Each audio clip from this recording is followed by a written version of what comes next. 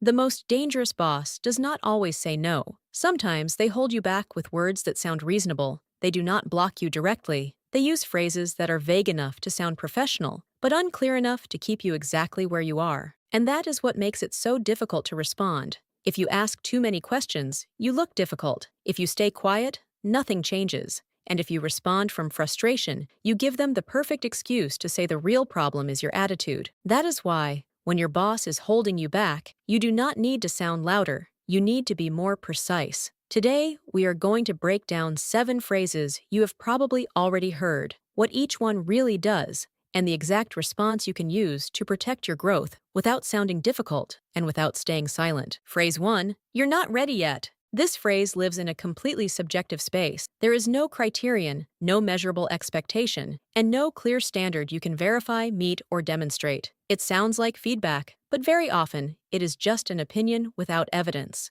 And unsupported opinions are convenient because they are almost impossible to challenge. They have no clear shape, so the answer is not to defend yourself. The answer is to make the conversation specific. What would I need to demonstrate, specifically, for that evaluation to change? That is one question, direct, calm, and professional. It forces the person holding you back to leave the territory of opinion and enter the territory of criteria. If real criteria exist, you will hear them. If they do not, the way they answer will tell you almost everything you need to know. A vague answer keeps you waiting. A precise question forces the conversation to take shape, and that matters, because the moment a vague opinion becomes a concrete criterion, it can finally be tested. Phrase 2, I need you to stay focused on your current role. On the surface, this sounds completely reasonable, and sometimes it is. The problem is not focus. The problem is when focus becomes a cage. One thing is being committed to your current responsibilities. Another thing entirely is having that commitment used as a reason to deny you a future. When this phrase is used once, it may be about priorities. When it is used every time you talk about growth, it may be about control. You do not need to reject your current role to defend your next step. You can say,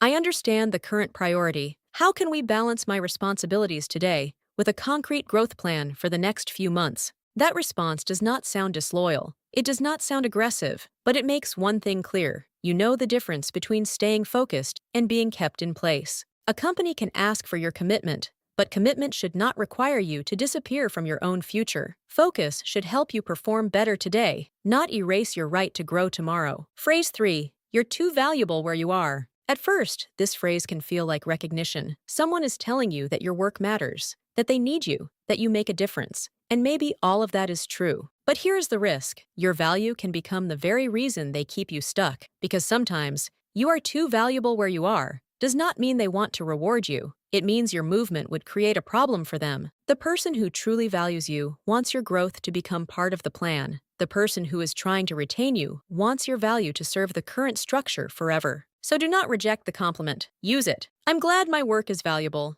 That is exactly why I would like to discuss how that value can translate into growth. That response accepts the recognition, but refuses to let recognition become a ceiling. Because if your value only leads to more work, it is not recognition. It is retention with better wording. Phrase 4. We'll talk about that later. This phrase closes the conversation without saying no. There is no rejection, no clear refusal, and no answer you can document. There is only the promise of a future conversation that may never happen. It sounds like a pause, but very often, it is delay with no real intention behind it. And that kind of delay is effective because it keeps you hopeful without giving you anything concrete. You do not need to pressure. You just need to give later a shape. Say, of course. Can we put a specific date on the calendar to revisit this conversation? One sentence. No urgency, no drama, no confrontation, but it turns a vague promise into something you can verify. If there is real intention, there can be a date. If there is no date, that also tells you something. Because when later never becomes a date, it usually means no without accountability. And the longer you accept a future with no timeline, the easier it becomes for someone else to keep postponing your progress. Phrase 5.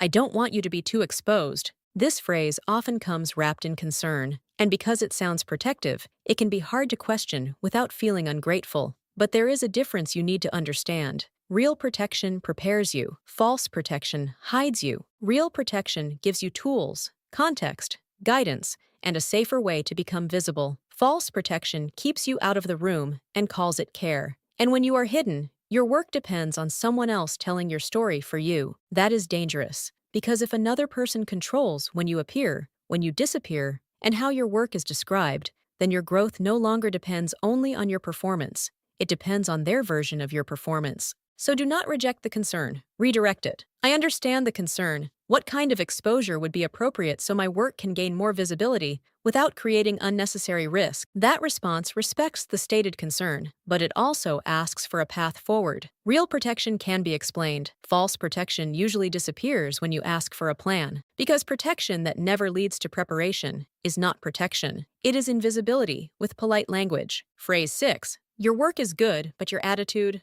This phrase is confusing because it does two things at the same time. First, it acknowledges your work. Then, it moves the problem into your personality. Your results are fine, but your attitude. Your delivery is fine, but your tone. Your performance is fine, but your energy. And suddenly, the conversation is no longer about what you did. It is about how someone decided to interpret you. That is dangerous because attitude can mean almost anything. It can mean tone, confidence, presence, firmness, disagreement, boundaries, or simply the fact that you stopped being easy to control, and you cannot correct what has not been defined. So do not start by explaining your intentions. Do not start by defending your character. Ask for specificity. I want to understand this clearly. Can you give me a specific example of a situation, behavior, or phrase I should adjust? That question sounds like someone who genuinely wants to improve, but it also protects you from fighting a label with no evidence. Real feedback can be named. Control disguised as feedback often cannot. And that distinction matters, because feedback gives you something to work on. A vague label only gives someone else something to use against you. Phrase 7. Be patient. Your time will come. This phrase is powerful because it appeals to hope. It suggests there is a plan, that someone sees you, and that time will eventually give you what you deserve. And sometimes patience is necessary. The problem is not patience. The problem is patience without a map. Waiting makes sense when there are criteria, milestones, dates, or a visible path. But waiting without any of that is not patience. It is stagnation with comforting language. So do not reject the idea that things take time. Ask for the path. I want to be patient with a clear path. What concrete signs would show me that this opportunity is actually moving forward? That response respects the process, but it does not accept emptiness, because patience is a virtue when there is direction. Without direction, patience becomes a polite word for being kept in place. And that is the pattern behind all 7 phrases. They sound reasonable because they are not openly hostile. They do not attack you. They do not give you a clear no, but they leave you waiting inside ambiguity while someone else controls the terms of your growth. None of these responses sounds like an attack. None of them gives someone easy material to say the problem is your tone, your attitude, or your personality. But none of them accepts ambiguity as a complete answer. That is the point. You are not trying to win a fight. You are trying to make vague conversations concrete. Ask for criteria. Ask for examples. Ask for dates. Ask for the path. Because once something becomes concrete, it can be evaluated, and that changes the entire dynamic. A precise response does not guarantee that the door will open, but it does make it harder for someone to keep you waiting with no structure, no timeline, and no accountability. When someone tries to hold you back with words that sound kind, your best defense is not to sound louder. It is to leave less room for ambiguity. If this video helped you realize that the problem may not be your ambition, but the ambiguity surrounding it, hit like and subscribe to the channel. Here, we talk about the invisible rules of the workplace and how to protect your career with intelligence. Because the moment you ask for clarity, vague control starts losing its power.